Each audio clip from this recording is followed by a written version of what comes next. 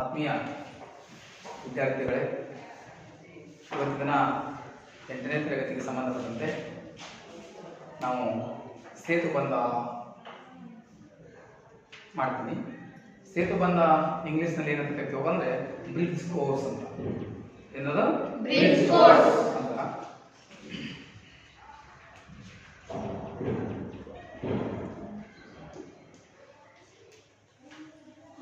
ಯಾಕೆ ನಾವು ಸೇತುಬಂಧ ಮಾಡಬೇಕು?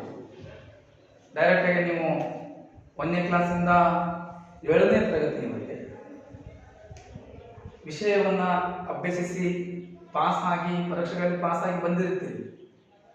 8ನೇ ಕ್ಲಾಸಿಗೆ ಬಂದ ಮೇಲೆ ನಾವು ನಿಮ್ಗೆ ನೇರವಾಗಿ ಪಾಠನೆ ಮಾಡಬಹುದಲ್ವಾ? ಓದ್ಲಿಕ್ಕೆ ಬರ್ತತೆ, ಬರಲಿಕ್ಕೆ ಬರ್ತತಾನೆ. ಕನ್ನಡ ಓದ್ತೀರಿ, ಇಂಗ್ಲಿಷ್ ಓದ್ತೀರಿ, ಹಿಂದಿನೂ ಓದ್ತೀರಿ. ಹಾಗಾಗಿ ಎಲ್ಲನೂ ಓದ್ಲಿಕ್ಕೆ ಬರುತ್ತನ್ನೋದಾದ್ರೆ ಯಾಕೆ ನಾವು ಈ ಬ್ರಿಡ್ಜ್ ಕೋರ್ಸ್ ಸೇತುಬಂಧ ಮಾಡಬೇಕು? ಯಾಕಂದ್ರೆ ನಿಮ್ಮ ಬೌದ್ಧಿಕ ಮಟ್ಟ, ನಿಮ್ಮ ಬೌದ್ಧಿಕ ಸಾಮರ್ಥ್ಯ ಯಾವ ಲೆವೆಲ್ ಅಲ್ಲಿದೆ ಅಂತ ನಮಗೆ ಗೊತ್ತೈತಾ? ಇಲ್ಲ. ನೀವು ಹೊಸದಾಗಿ ನಮ್ಮ ಶಾಲೆಗೆ ಬಂದಿರೋದ್ರಿಂದಾಗಿ ಮತ್ತೆ ನೀವು 1ರಿಂದ 7ನೇ ತರಗತಿಯವರೆಗೆ ಓದಿದಂತಹ ವಿಚಾರಗಳು ಯಾವ ರೀತಿಯಾಗಿ ನಿಮ್ಮ ತಲೆಯೊಳಗೆ ನಿಮ್ಮ ಜ್ಞಾನ ಇದೆ ಅನ್ನೋದನ್ನ ತಿಳ್ಕೊಳ್ಳೋದಕ್ಕೋಸ್ಕರ ನಾವು ಈ ಒಂದು ಬ್ರಿಡ್ಜ್ ಕೋರ್ಸ್ ಅನ್ನು ಮಾಡ್ತೀವಿ. ಪ್ರಾರಂಭದಲ್ಲಿ ನಿಮಗೊಂದು ಪೂರ್ವ ಪರೀಕ್ಷೆ ಅಂತ ಮಾಡ್ತೀವಿ. ಪೂರ್ವ ಪರೀಕ್ಷೆ ಒಳಗೆ ನೀವು ಯಾವ್ಯಾವ ವಿಷಯದಲ್ಲಿ ನೀವು ತೇರ್ಗಡೆ ಆಗ್ತಿರೋ ಅಥವಾ ಉತ್ತರಗಳನ್ನ ಬರೀತೀರೋ ಅವುಗಳನ್ನ ಹೊರತುಪಡಿಸಿ ಇನ್ನುಳಿದ್ರಲ್ಲಿ ಯಾವುದರಲ್ಲಿ ನೀವು ಉತ್ತರವನ್ನು ಬರೀಲಿಕ್ಕೆ ನೀವು ಅಸಮರ್ಥರಾಗಿದ್ದೀರಿ ಅಂತ ನೋಡಿಕೊಂಡು ಅವಕ್ಕೆ ಸಂಬಂಧಪಟ್ಟಂತೆ ನಾವು ನಿಮಗೆ ವಿಷಯವನ್ನು ತಿಳಿಸಬೇಕಾಗುತ್ತೆ. ಆ ನಿಟ್ಟಿನೊಳಗೆ ಇವತ್ತಿನ ದಿನ ನಿಮಗೆ ನಾನು ಸೇತುಬಂಧವನ್ನ ಮಾಡ್ತೀನಿ 8ನೇ ತರಗತಿಯವರೆಗೆ. ಹಾಗಾದ್ರೆ ಇವತ್ತಿನ ಅವಧಿಯೊಳಗೆ ನಾವು ಏನನ್ನ ನಿಮಗೆ ತಿಳಿಸಬಹುದಪ್ಪ ಅಂತಂದ್ರೆ ಭಾರತ ಎಲ್ಲರಿಗೂ ನೋಡಿದ್ರೆ ಭಾರತ ನಕ್ಷೆ ನೋಡಿದ್ರಿ, ಕರ್ನಾಟಕ ನಕ್ಷೆ ನೋಡಿದ್ರಿ. ಓಕೆ, ಭವ್ಯವಾಗಿರುವ ಈ ಭಾರತ ದೇಶ ಹಲವಾರು ರಾಜಮನೆತನಗಳು ಈ ನಾಡನ್ನ, ಈ ದೇಶವನ್ನ ಆಳಿ ಸಂಪತ್ತು ಭರಿತ ಆಗಿರುವಂತೆ ನೋಡಿಕೊಂಡಿರುವಂಥದ್ದು ಒಂದು ಹಿರಿಮೆಯ ವಿಷಯ. ಯಾಕಂತಂದ್ರೆ ಭಾರತ ದೇಶದಲ್ಲಿ ವಿಪುಲ ಪ್ರಮಾಣದ ಖನಿಜ ಸಂಪನ್ಮೂಲ ಅಥವಾ ಸಂಪನ್ಮೂಲಗಳು ಹೆಚ್ಚಿನ ಪ್ರಮಾಣದಲ್ಲಿ ಇರೋದ್ರಿಂದಾಗಿ ಅವುಗಳನ್ನ ಬಳಸಿಕೊಂಡು ಜನರ ಸುಖವನ್ನ ಬಯಸುವಂತಹ ರಾಜಮನೆತನಗಳು ಈ ನಾಡನ್ನ, ಈ ದೇಶವನ್ನ ಆಳಿ ಹೋಗಿದವು. ಹಾಗಾದ್ರೆ ಈ ದೇಶವನ್ನ ಯಾವ್ಯಾವ ಅರಸು ಮನೆತನಗಳು ಆಳ್ವಿಕೆ ಮಾಡಿದ್ರು ಎನ್ನುವಂಥದ್ದನ್ನ ಮೊದಲಿಗೆ ನಾವು ನೋಡೋಣ. ಈ ದೇಶವನ್ನ ಯಾವ ಅರಸು ಮನೆತನಗಳು, ಯಾವ ವಂಶಸ್ಥರು ಈ ದೇಶವನ್ನ, ನಮ್ಮ ಕರ್ನಾಟಕವನ್ನ ಆಳ್ವಿಕೆ ಮಾಡೋದನ್ನ ನೋಡಿಕೊಳ್ಳೋಣ. ಅದಕ್ಕಿಂತ ಪೂರ್ವದೊಳಗೆ ನಾವು ಈ ಇತಿಹಾಸವನ್ನ ಅಧ್ಯಯನ ಮಾಡಬೇಕಾದಾಗ ಒಂದು ಚಿಕ್ಕ ಪ್ರಶ್ನೆ ಬರ್ತದೆ. ನಿಮಗೆಲ್ಲ ನೀವು ಪ್ರೈಮರಿ ಸ್ಕೂಲಲ್ಲೆಲ್ಲ ಓದ್ಬೇಕಾದಾಗ ಹೇಳಿರ್ತಾರ, ಇತಿಹಾಸ ಎಂದರೇನು ಅಂತ ಪ್ರಶ್ನೆ. ಇತಿಹಾಸ ಎಂದರೇನು ಅಂತ. ಹಾಗೆ ಇತಿಹಾಸ ಎಂದರೇನು ಯಾರು ಹೇಳ್ತೀರಿ? ಇತಿಹಾಸ ಎಂದರೇನು?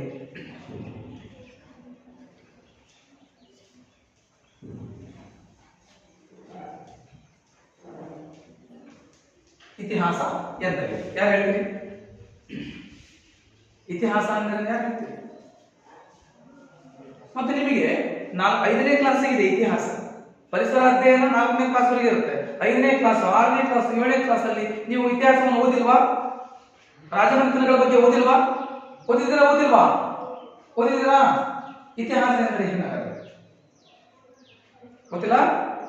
ನೋಡಿ, ಇದನ್ನು ಮೊದಲಿಗೆ ನಾನು ಬಿಡಿಸ್ತೇನೆ. ಸ್ವಲ್ಪ ಹೇಗೆ ಬಿಡಿಸ್ತೇನೆ ನೋಡಿ, ಇದನ್ನಷ್ಟೇ ಬಿಡಿಸ್ತೀನಿ.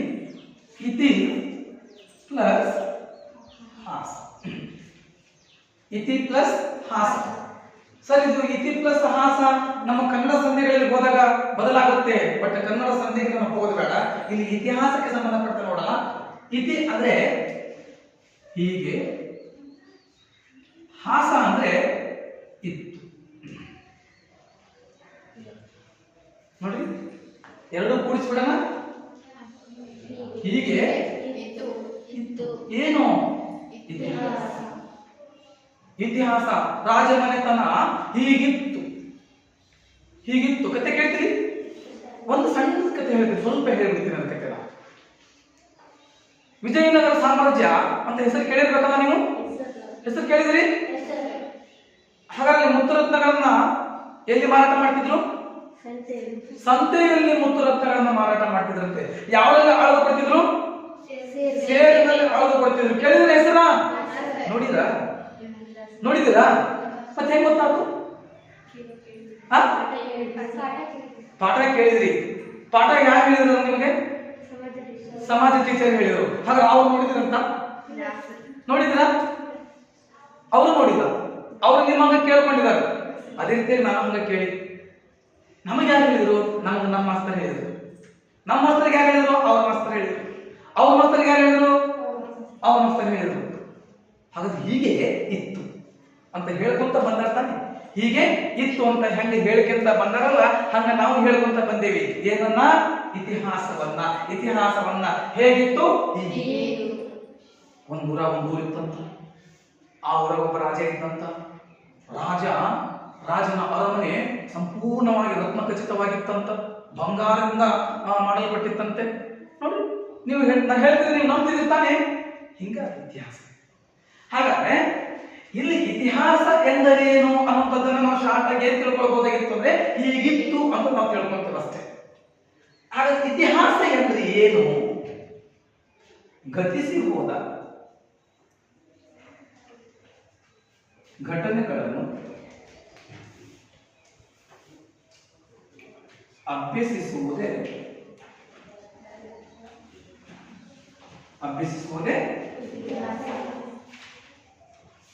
ಇತಿಹಾಸ.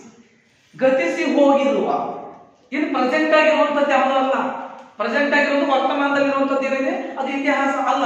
ಅದು ಮುಗಿದ ಮೇಲೆ, ಪ್ರೆಸೆಂಟ್ ಮುಗಿದು ಹೋಯ್ತಾ, ನಿನ್ನೆದು ಇತಿಹಾಸನ ಒಪ್ಪಿಗೆಂತೀರಿ? ನಿನ್ನೆ ಏನು ನಡೀತು ಅದು ಇತಿಹಾಸ. ಈಗ ಏನ್ ನಡೀತಿದೆ? ವರ್ತಮಾನ. ಹಾಗೇನೆ ಗತಿಸಿ ಹೋದ ಘಟನೆಗಳನ್ನ ತಿಳಿಸುವುದೇ, ಮತ್ತೆ ಇನ್ನು ತಿಳಿಸುವುದು. ಅಭ್ಯಸಿಸುವುದು ಬೇಡ, ತಿಳಿಸುವುದು. ಗತಿಸಿ ಹೋದ ಘಟನೆಗಳನ್ನು ತಿಳಿಸುವುದು ಇತಿಹಾಸ. ಇತಿಹಾಸ ಎಂದರೇನು? ಇನ್ನೂ ಒಂದು ರೀತಿಯಲ್ಲಿ ಹೇಳಬಹುದು ನಾವು. ಹಿಂದೆ ನಡೆದು ಹೋದ ಘಟನೆಗಳನ್ನು ಇನ್ನೊಂದು ರೀತಿ ನಾವು ಹೇಳಬಹುದು.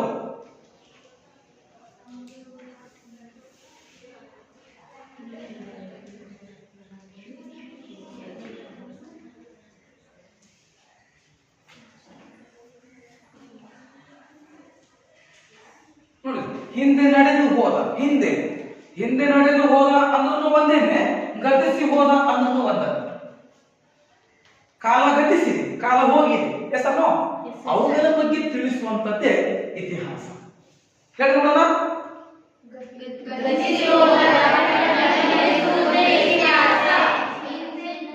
ಹಿಂದೆ ನಡೆದು ಹೋದ ಘಟನೆಗಳನ್ನ ತಿಳಿಸುವುದೇ ಇತಿಹಾಸ. ಯಾರು ಹೇಳ್ತೀರಿ? ಈ ಪ್ರಶ್ನೆ ಉತ್ತರ ಯಾರು ಹೇಳ್ತೀರಪ್ಪ? ನೀನು ಹೇಳು. ಗತಿಸಿ ಹೋದ ಘಟನೆಗಳನ್ನು ತಿಳಿಯುವುದೇ ಇತಿಹಾಸ. ಗತಿಸಿ ಹೋದ ಘಟನೆಗಳನ್ನು ತಿಳಿಯುವುದೇ ಇತಿಹಾಸ. Very good.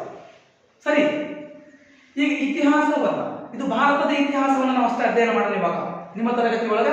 ಭಾರತದ ಇತಿಹಾಸವನ್ನ ಇವತ್ತಿನ ಅವಧಿ ಒಳಗೆ. ಹಾಗಾಗಿ ಭಾರತದ ಇತಿಹಾಸವನ್ನ ನಾವು ತಿಳ್ಕೊಳಕ್ ಹೋಗ್ತೇವಲ್ಲ, ಹಾಗಾದ್ರೆ ಇಡೀ ವಸ್ತು ರಾಜಮನೆತನಗಳ ಬಗ್ಗೆ ತಿಳ್ಕೊಂಡ್ಬಿಡೋಣ? ಇಲ್ಲ.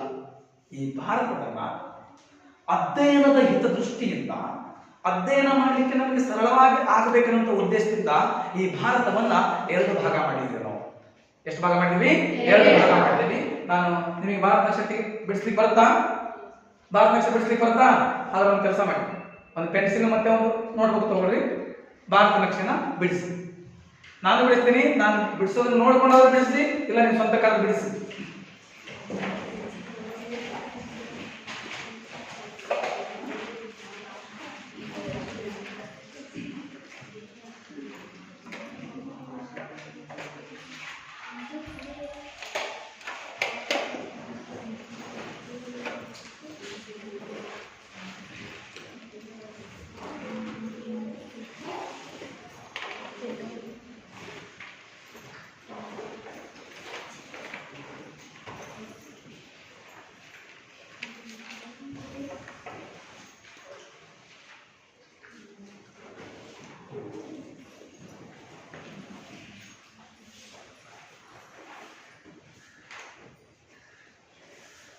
ಯಾರು ಬಿಡಿಸಿರಿ?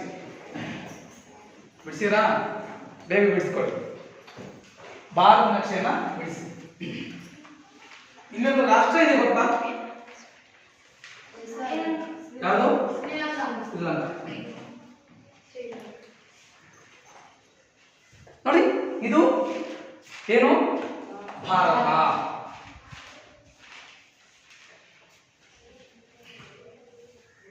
ಭಾರತ. ಈ ಭಾರತವನ್ನು ಬಿಡಿಸಿರಾ? ಯಾರು ಬಿಡಿಸಿರಿ? ಬಿಡಿಸ್ತೀರಿ? ಬಿಡಿಸೋದು ಪೆನ್ಸಿಲ್ ತಗೊಳ್ಳೋದು, ಚಿತ್ರಕಾಟ ಮಾಡೋದು, ಮತ್ತೆ ಬಿಡಿಸೋದು. ಓಕೆ. ಈ ಭಾರತವನ್ನ ಆಳಿದಂತಹ ಹಲವಾರು ರಾಜಮನೆತನಗಳು ನಮ್ಮ ಕಂಡು ಬರ್ತವೆ. ಹಾಗೆ ಇಡೀ ಭಾರತದಲ್ಲಿ ಆಳ್ವಿಕೆ ಮಾಡಿರುವಂತಹ ಎಲ್ಲಾ ರಾಜಮನೆತನಗಳನ್ನು ನಾವು ಅಧ್ಯಯನ ಮಾಡಲಿಕ್ಕೆ ಒಂದೇ ಸಾರಿ ಆಗೋದಿಲ್ಲ. ಕೇವಲ 8ನೇ ತರಗತಿಗೆ ಇಡೀ ಭಾರತವನ್ನು ಆಳಿದ ರಾಜಮನೆತನಗಳ ಬಗ್ಗೆ ನಾವು ತಿಳ್ಕೊಳಂಗಿಲ್ಲ. ಅಧ್ಯಯನದ ಹಿತದೃಷ್ಟಿಯಿಂದ ಅಧ್ಯಯನ ಮಾಡಲಿಕ್ಕೆ ಸರಳ ಆಗಬೇಕನ್ನುವಂತ ಉದ್ದೇಶದಿಂದ ಏನ್ ಮಾಡ್ತಾರಪ್ಪ ಅಂದ್ರೆ ಈ ಭಾರತವನ್ನ 2 ಭಾಗ ಮಾಡ್ತಾರೆ. ನಿಮಗೆ ದಿಕ್ಕುಗಳು ಗೊತ್ತಿರವಲ್ಲ? ದಿಕ್ಕುಗಳು ಯಾವ್ಯಾವಪ್ಪ? ದಿಕ್ಕುಗಳು ಯಾವ್ಯಾವಪ್ಪ? ನೀನ ಪೂರ್ವ, ಪಶ್ಚಿಮ, ಉತ್ತರ, ದಕ್ಷಿಣ 4 ದಿಕ್ಕುಗಳನ್ನು ಹೇಳ್ಬೋದು. ಉಪದಿಕ್ಕುಗಳು ಗೊತ್ತಿರವ? ಇನ್ನು 4 ಉಪದಿಕ್ಕುಗಳು ಹೇಳ. ವಾಯುವ್ಯ,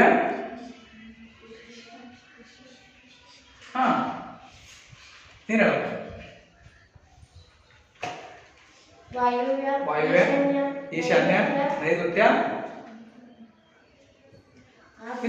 ಆಗ್ನೇಯ. Very good. ನೋಡ್ರಿ, ಪೂರ್ವ, ಪಶ್ಚಿಮ, ಉತ್ತರ, ದಕ್ಷಿಣ, ನೈಋತ್ಯ, ಆಗ್ನೇಯ, ಈಶಾನ್ಯ, ಮತ್ತೆ ಇನ್ನೊಂದು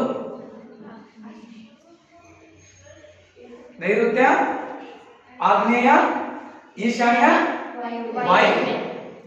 ಪೂರ್ವ, ಪಶ್ಚಿಮ, ಉತ್ತರ, ದಕ್ಷಿಣ. ಹೀಗೆ 8 ದಿಕ್ಕುಗಳನ್ನು ನಾವು ನೋಡ್ತಾ ಹೋಗ್ತೇವೆ. ಇದೇ ರೀತಿಯಾಗಿ ಭಾರತವನ್ನ ಇತಿಹಾಸದ ಅಧ್ಯಯನದ ದೃಷ್ಟಿಯಿಂದ ನಾವೇನ್ ಮಾಡ್ತೇವಪ್ಪ ಅಂದ್ರೆ ಇದನ್ನ 2 ಭಾಗ ಮಾಡ್ತೇವೆ. ನೋಡಿದ್ವಿ, 2 ಭಾಗ ಮಾಡಿದ್ವಿ. ನೋಡಿದ್ವಿ, ಭಾರತವನ್ನ ಮೇಲ್ಗಡೆ ಒಂದು ಕೆಳಗಡೆ ಮಾಡಿದ್ನ. ಹಾಗಾದ್ರೆ ಭಾರತವನ್ನ ಸರ್ ನಾವು ಕರ್ನಾಟಕದವರು ಯಾವ ಭಾಗದಲ್ಲಿ ಇದೀವಿ? ದಕ್ಷಿಣ ಭಾಗದಲ್ಲಿ ಇದೇವಾ, ಉತ್ತರ ಭಾಗದಲ್ಲಿ ಇದೇವಾ? ದಕ್ಷಿಣ ಭಾಗದಲ್ಲಿ ಇದೀವಿ. ಹಾಗಾದ್ರೆ ನಾವು ಇಷ್ಟೇ ಬಿಡಿಸಿದ್ರೆ ಸಾಕಲ್ಲ ಸರ್ ಅಂತ ಅನ್ಕೊಳ್ಬಹುದು. ಭಾರತದೊಳಗೆ ನಾವಿದ್ದೀವಿ. ಹಾಗೆ ಇಡೀ ನಾವು ಭಾರತೀಯರು. ಹಾಗಾಗಿ ಈ ದೇಶವನ್ನ 2 ಭಾಗ ಮಾಡ್ತೀವಿ. ಸೊ ದೊಡ್ಡದೊಂದು ಏನೇ ಹಾಕಿ ಬಿಟ್ಟೇವೆ ಅಂತ ನೀವು ತಿಳ್ಕೊಳಕ್ ಹೋಗ್ಬಾರ್ದು. ಇಲ್ಲ, ವಿಂಧ್ಯ ಪರ್ವತ ಶ್ರೇಣಿಗಳು ನೋಡಿ, ನೆನಪಲ್ಲಿ ವಿಂಧ್ಯ ಪರ್ವತ ಶ್ರೇಣಿಗಳು ಏನಿದಾವ, ಅವುಗಳು ಭಾರತವನ್ನ 2 ಭಾಗಗಳನ್ನಾಗಿ ಮಾಡಿದೆ. ವಿಂಧ್ಯ ಪರ್ವತ ಶ್ರೇಣಿ ಮತ್ತು ನರ್ಮದಾ ನದಿ. ವಿಂಧ್ಯ ಪರ್ವತ ಶ್ರೇಣಿಗಳು, ಇಲ್ಲಿ ಪರ್ವತ ಶ್ರೇಣಿಗಳು ಕಂಡು ಬರ್ತಾವ. ಇಲ್ಲೆಲ್ಲ ಈ ವಿಂಧ್ಯ ಪರ್ವತ ಶ್ರೇಣಿಗಳಿದಾವ. ಇವು ಭಾರತವನ್ನ ಉತ್ತರ ಭಾರತ ಮತ್ತು ದಕ್ಷಿಣ ಭಾರತ ಅಂತ 2 ಭಾಗಗಳಾಗಿ ವಿಂಗಡಿಸ್ತಾರೆ. ಯಾವ ಶ್ರೇಣಿಗಳು? ವಿಂಧ್ಯ ಪರ್ವತ ಶ್ರೇಣಿ. ಇತಿಹಾಸ ಗೊತ್ತಾಯ್ತಲ್ಲ? ಓಕೆ. ಈಗ ನಾನು ಭಾರತವನ್ನ ಎಷ್ಟು ಭಾಗ ಮಾಡಿದೀನಿ? 2 ಭಾಗ. ಯಾವ್ಯಾವುದು? ಉತ್ತರ ಭಾರತ ಮತ್ತು ದಕ್ಷಿಣ ಭಾಗ. ನೋಡಿ, 2 ಭಾಗ ಮಾಡಿ. ಈ 2 ಭಾಗ ಮಾಡಬೇಕಾದ್ರೆ ನಮಗೆ ಪ್ರಮುಖವಾಗಿ ನಾವೇನು ತಗೊಂಡೋಗಿ ಏರಿಯನ್ನು ಹಾಕಿಲ್ಲ ನಾವಲ್ಲಿ. ಅಲ್ಲಿರುವಂತಹ ವಿಂಧ್ಯ ಪರ್ವತ ಶ್ರೇಣಿ,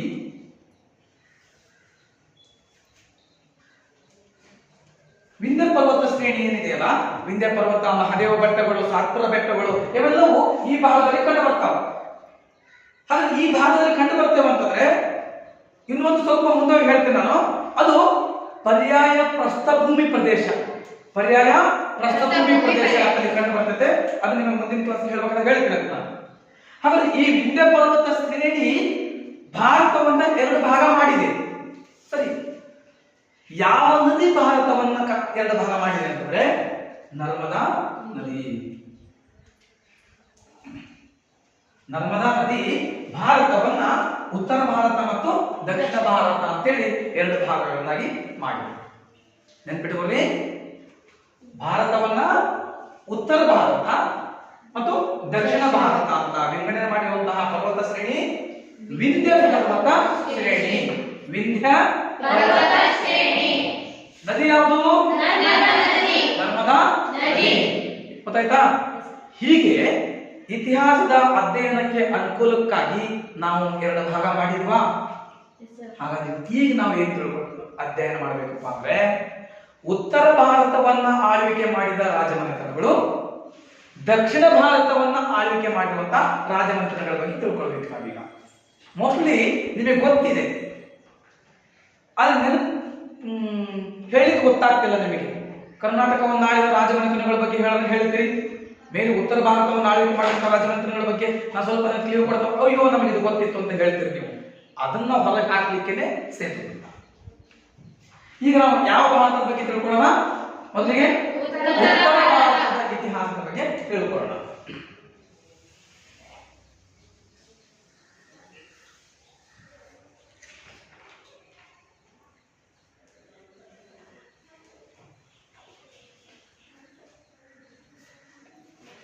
ಇದ್ರೊಳಗೆ ರಾಜಮನೆತನಗಳು.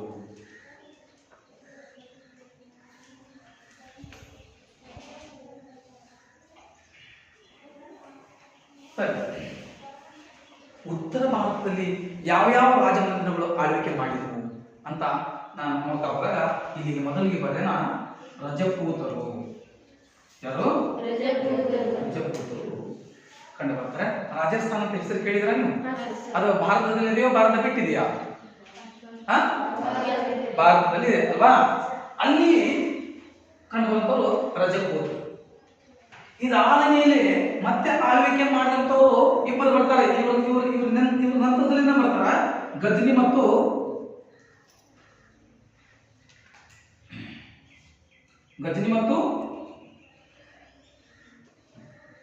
ಘೋರಿ ಇಬ್ಬರು ಬರ್ತಾರೆ. ಇವ್ರ ಬಗ್ಗೆ ನಾನು ಇಲ್ಲಿ ರಜಪೂತ್ರ ಹೇಳಿದ ಮೇಲೆ ಇವ್ರು ಹೇಳ್ಕೊಂಡ ಮುಂದೆ ಹೋಗ್ಬೇಕು. ಇವ್ರ ನಂತರ ಬಂದವರು ಯಾರಪ್ಪ ಅಂದ್ರೆ ದೆಹಲಿಯ ಸುಲ್ತಾನರು. ದೆಹಲಿಯ ಸುಲ್ತಾನರು. ಸರಿ, ಇವ್ರು ಇಬ್ಬರೇನಾ ಅಂತ ಅನ್ಕೊಳ್ಬಹುದು. ಇದಕ್ಕಿಂತಲೂ ಪೂರ್ವದಲ್ಲಿ ಮತ್ತೆ ಕಂಡು ಬರ್ತಾರೆ. ಮೊದಲಿಗೆ ಬಂದವರು ಯಾರಪ್ಪ ಅಂತ ನಾವು ಇಲ್ಲಿ ಮೌರ್ಯರ ಹೆಸರು ಕೇಳಿರಾ?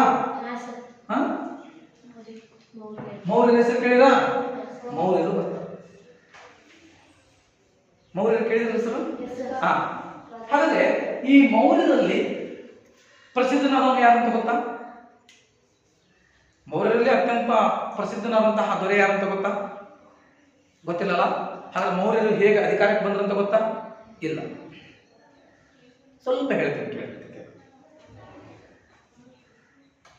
ಉತ್ತರ ಭಾರತದಲ್ಲಿ ಅತ್ಯಂತ ಪ್ರಭಾವಿ ಅರಸರುಗಳಲ್ಲಿ ನಂದರು ಮತ್ತೆ ನಂದರು ಅಂತ ಯಾರೋ ನಂದರು ಅಂತ.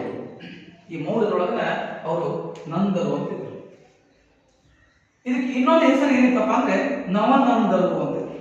ಏನೋ ನವನಂದರು. ನವ ಅಂದ್ರೆ ಎಷ್ಟಪ್ಪ ಅಂದ್ರೆ 9. Very good. ನವ ಅಂದ್ರೆ ಎಷ್ಟು? 9. ದಸ್ ಅಂತ ಗೊತ್ತಾ? ನವ ಅಂದ್ರೆ ಎಷ್ಟು? 9. ಮತ್ತೆ ಇನ್ನೊಂದು ನವ ನವೀನ ಅಂದಾಗ ಹೊಸದು ಅಂತ ಬರ್ತಿರ್ತಾರಲ್ಲ. ಓಕೆ, ಆಗಿರ್ಲಿ. ನವ 9 ಜನರನ್ನೊಳಗೊಂಡಂತ ನಂದರು ಅಂತಿದ್ರು. ಅವಾಗ ನವನಂದರು ಅಂತೇಳಿ. ಮೌರ್ಯನಿಗೆ ಇಬ್ಬರು ಹೆಂಡತಿಯರು. ಮೌರ್ಯನಿಗೆ ಇಬ್ಬರು ಹೆಂಡತಿಯರು. ಒಂದನೇ ಹೆಂಡತಿಗೆ 9 ಜನ ಮಕ್ಕಳು, ಇನ್ನೊಬ್ಬ ಹೆಂಡತಿಗೆ 101 ಮಕ್ಕಳು. ಅಯ್ಯೋಯಪ್ಪ ಅಂತಿರಲ್ಲ. ಮೌರ್ಯನಿಗೆ ಎಷ್ಟು ಮಂದಿ ಮಕ್ಕಳು, ಎಷ್ಟು ಮಂದಿ ಹೆಂಡತಿಯರು? ಮುರಾದೇವಿ ಅಂತ ಒಬ್ಬಳು, ಇನ್ನೊಬ್ಬಳ ಹೆಸರು ನನಗೆ ಗೊತ್ತಿಲ್ಲ, ತಿಳ್ಕೊಂಡು ನಿಮಗೆ ಹೇಳ್ತಿಲ್ಲ. ಇಬ್ಬರು ಹೆಂಡತಿಯರು. ಒಬ್ಬಳಿಗೆ ಎಷ್ಟು? 9. ಇನ್ನೊಬ್ಬರಿಗೆ 101 ಜನ. ಯಾರು ಅಂತಂದ್ರೆ ಚಂದ್ರಗುಪ್ತ ಅಂತ ಏನ್ ಕರಿತೇವೆ ನೋಡ್ರಿ, ಆ ಚಂದ್ರಗುಪ್ತ ಮೌರ್ಯ ಅಂತ ಕರಿತೇವಲ್ಲ, ಆ ವಂಶಸ್ಥರು 101 ಜನ.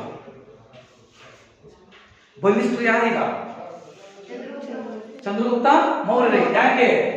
ಇವ್ರು ಎಷ್ಟು ಜನ ಇದಾರೆ? 101 ಜನ ಇದಾರೆ. ಇವ್ರು ಎಷ್ಟು ಜನ ಇದಾರೆ? 9 ಜನ ಇದಾರೆ. ಆಮೇಲೆ ಯಾರು ಬಲಿಷ್ಠರಲ್ಲಿ? ಚಂದ್ರಗುಪ್ತ ಮೌರ್ಯರು ಬಹಳ ಬಲಿಷ್ಠರ ಅಂತ ಆಯ್ತು. ಒಂದು ದಿನ ಈ ನವನಂದನರು ಏನದಾರಲ್ಲ, ನಂದರು, ಅವ್ರು ಏನು ಮಾಡಿದ್ರು, ಈ ಚಂದ್ರಗುಪ್ತ ಮೌರ್ಯನ 101 ಸಹೋದರರನ್ನ ಅಂತ್ಯ ಮಾಡಿಬಿಟ್ರೆ ಸಾಯಿಸಿಬಿಟ್ರೆ ಇಡೀ ಈ ಮೌರ್ಯ ಸಾಮ್ರಾಜ್ಯವನ್ನು ನಾವೇ ಆಳಬಹುದು ಅನ್ನುವಂಥದ್ದು ಆಲೋಚನೆ ಯಾರಿಗೆ ಬಂತು? ನಂದನಿಗೆ. ಸ್ವಲ್ಪ ಈ ಕತೆ ಹೇಳ್ಕೊಂಡು ಮುಂದಕ್ಕೆ ಹೋಗ್ತೀನಿ ನಾನು. ಬಹಳ ಚೆನ್ನಾಗಿದೆ ಕತೆ. ಇಲ್ಲೊಬ್ಬ ಮಹಾ ಮೇಧಾವಿನೂ ಒಬ್ಬನು ಸಿಗ್ತಾನೆ. ಇಲ್ಯಾಕೆ ಮತ್ತೆ ಕತೆ ಹೇಳಕತ್ತೀನಿ ಅಂತ ಅನ್ಕೊಳ್ಬೇಡಿ ನೀವು. ನಂದರ ಬಗ್ಗೆ ಸ್ವಲ್ಪ ಹೆಂಗ್ ಪಟ್ಟಕ್ಕೆ ಬಂದ್ರು ಅನ್ನೋದನ್ನ ನಿಮಗೆ ಹೇಳಬೇಕು. ಅದಕ್ಕೆ ಮೌರ್ಯರು ಹೆಂಗ್ ಪಟ್ಟಕ್ಕೆ ಬಂದ್ರು, ಚಂದ್ರಗುಪ್ತ ಮೌರ್ಯ ಹೆಂಗ ಪಟ್ಟಕ್ಕೆ ಬಂದ ಅನ್ನೋದನ್ನ ನಾನು ಹೇಳಬೇಕಾಗಿದೆ. ಅದಕ್ಕೆ ಸ್ವಲ್ಪ ತಗೊಂಡ್ಬಿಡ್ತೀನಿ. ಒಂದು ದಿನ ಏನ್ ಮಾಡಿದ್ರು, ಇವರ ಮೇಲೆ ಯುದ್ಧ ಮಾಡಿದ್ರು. ಸೋಲೋದು ಯಾರು? ಎಷ್ಟು ಜನ? ಆಗ ಹೇಗಾದ್ರೂ ಮಾಡಿ ಗೆಲ್ಲಲೇಬೇಕು, ನಾವು ಇಡೀ ಮೌರ್ಯ ಸಾಮ್ರಾಜ್ಯವನ್ನು ನಾವೇ ಆಳಬೇಕಂತ ತಿಳ್ಕೊಂಡು ಏನ್ ಮಾಡಿದ್ರು ಅಂತಂದ್ರೆ, ಒಂದು ದಿನ ಊಟಕ್ಕೆ ಮೌರ್ಯರನ್ನ ಆಹ್ವಾನ, ಚಂದ್ರಗುಪ್ತ ಮೌರ್ಯರ 101 ಜನರನ್ನ ಊಟಕ್ಕೆ ಆಹ್ವಾನ ಮಾಡಿದ್ರು. ಈಗ ನಮ್ಮ ಮನೆಗೆ ಫಂಕ್ಷನ್ ಯಾಕಂದ್ರೆ ನೀವೆಲ್ಲ ಬರ್ತಿರಲಿಲ್ಲ, ಅನ್ನಕ್ಕೆ ಊಟಕ್ಕೆ ಬರ್ತಿರಲಿಲ್ಲ. ಹಂಗ ನವನಂದರು ಏನ್ ಮಾಡಿದ್ರಪ್ಪ ಅಂತಂದ್ರೆ 101 ಜನರನ್ನ ಊಟಕ್ಕೆ ಆಹ್ವಾನ ಮಾಡಿದ್ರು. ಊಟಕ್ಕೆ ಬಂದ್ರು. ಅವರ ಕರೆಗೆ ಹೋಗ್ಬಿಟ್ಟು 101 ಜನ ಸಹೋದರರು ಊಟಕ್ಕೆ ಬಂದ್ರು. ಭೋಜನಾಲಯದಲ್ಲಿ ಊಟಕ್ಕೆ ಎಲ್ಲ ಬಡಿಸ್ಲಿಕ್ಕೆ ಏನಾಯ್ತು, ಸಿದ್ಧತೆ ಆಯ್ತು. ಊಟಕ್ಕೆ ಬಡಿಸ್ಲಿಕ್ಕೆ ಸಿದ್ಧತೆ ಆಯ್ತು. ಇನ್ನೇನು ಊಟಕ್ಕೆ ಬಡಿಸಬೇಕು, ಊಟನ ಬಡಿಸಿದ ಆದಮೇಲೆ ಅದಕ್ಕೆ ಒಂದೇ ದ್ವಾರ ಬಾಗಿಲು, ಆ ದ್ವಾರ ಬಾಗಿಲನ್ನ ಮುಚ್ಚಿಬಿಟ್ರು. ನವನಂದರು ಲಾಕ್ ಆಗಿಬಿಟ್ಟು, ಹೌದಾ, ತೆಗಿಲಿಕ್ಕೆ ಅವಕಾಶನೇ ಇಲ್ಲ. ಅದನ್ನ ಡೋರ್ ಓಪನ್ ಮಾಡಂಗಿಲ್ಲ, ಬೇಗ ಹಾಕಿಬಿಟ್ರು. ಒಂದು ಪ್ಲೇಟ್ ಇರ್ತಲ್ಲ, ಊಟದ ತಟ್ಟೆ ಇರ್ತಲ್ಲ, ಊಟದ ತಟ್ಟೆ ಮಾತ್ರ ಹೋಗ್ಲಿಕ್ಕೆ ಮಾತ್ರ ಅವಕಾಶ ಇತ್ತು. ಅಷ್ಟು ಮಾತ್ರ ಗ್ಯಾಪ್ ಇತ್ತು ಕೆಳಗಡೆಗೆ. ಏನ್ ಮಾಡಿದ್ರು ಅಂತಂದ್ರೆ, ದಿನಕ್ಕೆ ಒಬ್ರು ಉಣ್ಣುವಷ್ಟು ಮಾತ್ರ ಊಟವನ್ನ ಕಳಿಸ್ತಿದ್ರು. ಒಬ್ಬರೇ ಉಣ್ಣಬೇಕು. ಎಷ್ಟು ದಿನ ಅವರು? ಒಬ್ಬನಿಗೆ ಊಟ ಮಾಡಿದ ಮೇಲೆ ಇನ್ನೊಂದು ಮತ್ತೊಮ್ಮೆ ಊಟ ಮಾಡ್ಬೇಕಂದ್ರೆ ಎಷ್ಟು ದಿವಸ ಬೇಕು? 101 ದಿನ ವೇಟ್ ಮಾಡ್ಬೇಕು. ಸರ್ ಈಗ ನಾನು ಊಟ ಮಾಡಿದೆ ಅಂತ ತಿಳ್ಕೊಳ್ಳಿ, ಚಂದ್ರಗುಪ್ತ ಮೌರ್ಯ ಊಟ ಮಾಡಿದಾರೆ ಅಂತಂದ್ರೆ ನೆಕ್ಸ್ಟ್ ಟೈಮ್ ಊಟ ಮಾಡ್ಬೇಕಂದ್ರೆ ಯಾವಾಗ ಮಾಡ್ಬೇಕು? ದಿನಕ್ಕೂ ಒಂದೇ ಊಟ. ಆ ಊಟಕ್ಕೆ ಏನು ಗರಿಬೇಡಿ, ಅದಕ್ಕೆ ಊಟ ನನಗ್ ಬೇಕಂತ ಹೊಡೆದಾಡಿ ಅವ್ರು ಸಾಯಿದೇನೋ ಅಂತ ವಿಚಾರ ಇವ್ರದಾಗಿತ್ತು. ಆದ್ರೆ ಚಂದ್ರಗುಪ್ತನ ಸಹೋದರರು ಏನು ಮಾಡಿದ್ರು ಅಂತಂದ್ರೆ, ಬರುವ ಒಂದು ತಟ್ಟೆಯ ಊಟವನ್ನ ಕೇವಲ ಚಂದ್ರಗುಪ್ತ ಮೌರ್ಯನಿಗೆ ಮಾತ್ರ ಕೊಟ್ಟು, ನೀನೊಬ್ಬನೇ ಊಟ ಮಾಡು, ನಾವು ಹಸಿವಿಗಿದ್ರೂ ಪರವಾಗಿಲ್ಲ, ಸತ್ರೂ ಪರವಾಗಿಲ್ಲ ಅಂತೇಳಿ ಆತನಿಗೆ ಮಾತ್ರ ಏನ್ ಮಾಡಿದ್ರಪ್ಪ ಅಂತಂದ್ರೆ ಊಟವನ್ನ ಕೊಟ್ಟು. ಈತನೊಬ್ಬನೇ ಬದುಕ, ಆತನೊಬ್ಬನೇ ಬದುಕ. ಉಳಿದವರೆಲ್ಲರೂ ಏನಾದ್ರು ಸತ್ತೋಗ್ಬಿಟ್ರು. ಯಾಕೆ ಸತ್ತೋದ್ರು? ಊಟ ಇಲ್ಲದೆ ಸತ್ತೋದ್ರು. ಸರಿ ಆಯ್ತು. ಬದುಕಿದ್ರೆ ಯಾರಂತ ಗೊತ್ತಾಯ್ತು? ಚಂದ್ರಗುಪ್ತ. ಅಲ್ಲಿ ತಗೊಂಡು ಏನ್ ಮಾಡಿದ್ರು ಅವನ್ನ? ಅವ್ರೇನು ಜೈಲಿದೆಯಲ್ಲ, ಆ ಜೈಲು ತಗೊಂಡೋಗಿ ಅವನನ್ನ ಹಾಕಿದ್ರು.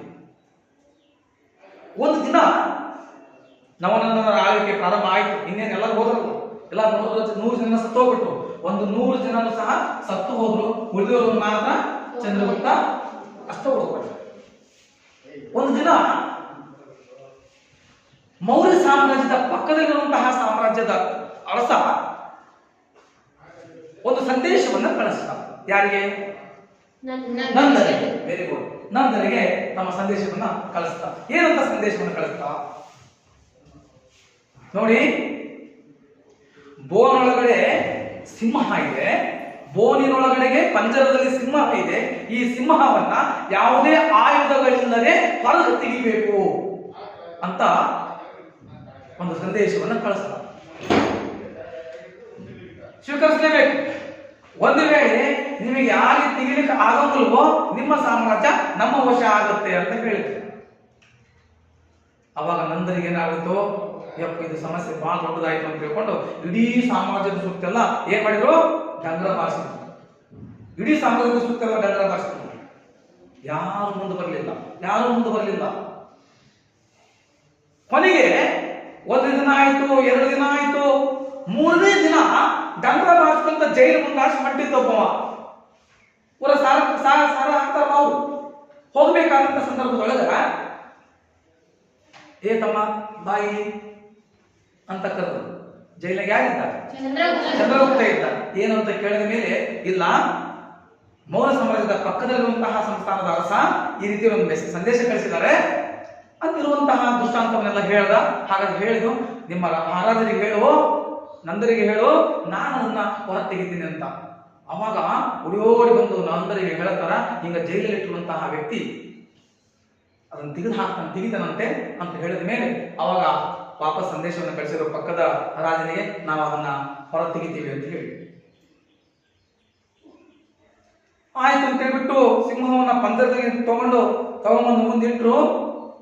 ದೊಡ್ಡ ಸಿಂಹದ ಮೊದಲ ಕಾಡಿನಾಗ ಬೆಳೆದಿದ್ದ ಕ್ರೂರ ಪ್ರಾಣಿ ಸಿಂಹ. ಹೌದಪ್ಪ, ನೀವು ಬೆಕ್ಕಿಗೆ ಹೆದರ್ತೀರಿ, ನಾಯಿಗೆ ಹೆದರ್ತವ್ರು, ಇನ್ನು ಸಿಂಹ ಕಂಡ್ರೆ ಹೆದರಲ್ವಾ? ದೊಡ್ಡದಾದಂತಹ ಸಿಂಹ, ಕ್ರೂರ ಪ್ರಾಣಿ ನಿಂತ್ಕೊಂಡಿತ್ತು. ನೋಡಿ ಹೆಂಗಿತ್ತು, ಎಲ್ಲ ಸುತ್ತ ಹಾಕದ. ಯಾರು? ಚಂದ್ರಗುಪ್ತ. ಇಡೀ ಆ ಪಂಜರವನ್ನೆಲ್ಲ ಸುತ್ತ ಹಾಕಿದ ಮೇಲೆ ಏನು ಕೇಳಿದ್ರು, ನೋಡ್ರಿ ನಾ ಇದನ್ನ ಹೊರ ತೆಗಿತೀನಿ, ನನಗೊಂದು ಕಬ್ಬಿಣದ ಸಲಾಕೆ ಬೇಕು ಅಂತ ಕೇಳೋದು. ಏನ್ ಬೇಕು? ಕಬ್ಬಿಣದ ಸಲಾಕೆ ಬೇಕು ಅಂತ ಕೇಳಿದ್ರು. ಆಯ್ತು, ಅದನ್ನ ಕೊಡ್ತೇವೆ ಅಂತೇಳಿ ಒಂದು ಕಬ್ಬಿಣದ ಸಲಾಕೆ ಕೊಟ್ಟರು. ಕಬ್ಬಿಣದ ಸಲಾಕೆ ಹಿಡ್ಕೊಂಡು ಆ ಪಂಜರದ ಸುತ್ತಲೂ ಏನ್ ಮಾಡ್ದ, ಹಿಂಗೆ ಕೈಯಾಗ ಹಿಡ್ಕೊಂಡು ರೌಂಡ್ ಹಾಕಿ ಬಂದ. ಅವ ಹೆಂಗ್ ಹೊಕ್ಕಿದ್ನೋ, ಚಂದ್ರಗುಪ್ತ ಮೌರ್ಯ ಹೆಂಗ್ ಹೊಕ್ಕಿದ್ನೋ, ಆ ಸಿಂಹವು ಸಹ ಅದೇ ರೀತಿಯಾಗಿ ತಿರುಗ್ತಾ ಇತ್ತು.